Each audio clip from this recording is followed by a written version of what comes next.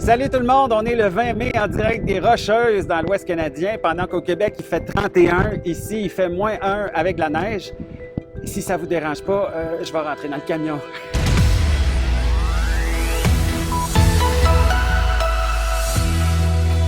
Bienvenue dans mon camion. Après 6 semaines d'expérience seulement, juste 6, mon patron a jugé que c'était le temps de m'envoyer dans l'ouest de l'Amérique du Nord. Alors présentement, je fais ma pause de week-end quelque part dans les Rocheuses avant de repartir demain pour l'Idaho et ensuite pour Portland en Oregon. Mais pourquoi est-ce que je fais une pause? C'est pas parce que je suis paresseux, c'est que la loi m'oblige, moi et tous les camionneurs, je suis pas si spécial que ça. Après 70 heures de travail de conduite, on est obligé de s'arrêter pendant au moins 36 heures. C'est un beau voyage jusqu'à maintenant. Je suis parti de Montréal samedi dernier. J'ai traversé une partie du Québec, le nord de l'Ontario. J'ai vécu dans le nord de l'Ontario, mais j'avais oublié que c'était si vaste. On va dire ça comme ça.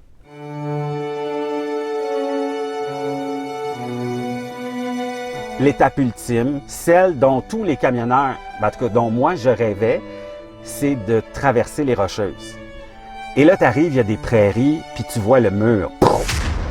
Ça, c'est ce que je dois traverser dans les prochaines heures. En plus de ça, Environnement Canada a émis à la dernière minute un avertissement de neige. De neige! On est le 20 mai, il fait 31 au Québec. Alors, j'ai pas eu le choix, j'ai dit je vais me stationner juste au début des Rocheuses et c'est de là où je vous parle en ce moment parce que dehors, comme vous l'avez vu tantôt, c'est pas joli.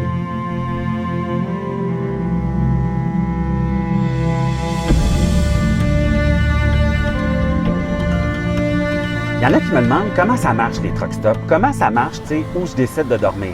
Excellente question. Au Canada, on fait dur, on fait vraiment dur, puis j'inclus le Québec puis l'Ontario là-dedans. Les maritimes, c'est d'autres choses. Quand j'ai commencé il y a quelques semaines, mon patron m'a envoyé à Fredericton, à Halifax, et là, les truck stops sont d'une beauté extraordinaire. Il y a des salons pour les camionneurs. Les douches qu'on nous permet d'utiliser sont vraiment bien aussi. Le personnel est super gentil. Aux États-Unis, c'est d'autres choses. Alors, la première chose à faire, c'est d'arriver, puis là, de faire comme si t'étais bien cool avec ça. Mais tu sais, il y a 250 places de camion. Souvent, c'est serré parce que moi, je conduis un petit peu plus tard le soir. J'arrive, c'est plein. Le truc, c'est donc de s'installer sans avoir l'air d'un amateur. Ça marche pas. Moi, ça marche pas. Ça paraît que j'ai 6 semaines d'expérience, mais au moins, je ne suis plus nerveux. Dans les truck stops, est-ce qu'on mange bien? No.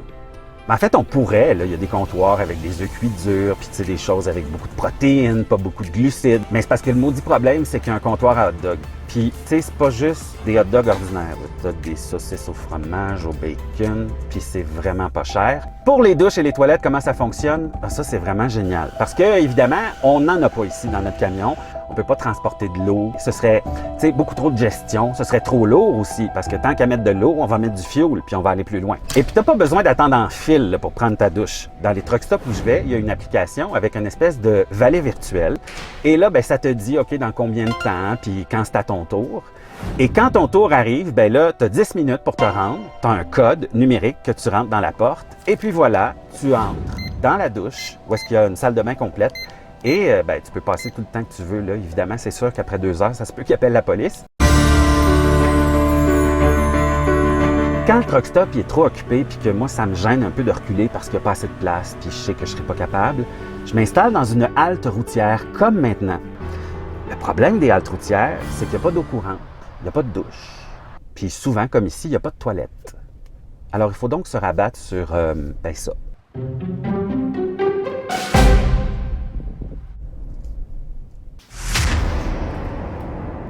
Au moins, ça sent pas mauvais. Et puis, en terminant, un mot pour Sylvie Dagenet. Ça a été une des auditrices les plus fidèles pendant toutes les années où j'ai été animateur de radio. Et je lui ai fait une promesse. Elle m'avait demandé pour elle une petite faveur le jour où je deviendrais camionneur. Alors, Sylvie, juste pour toi. C'est fait, Sylvie!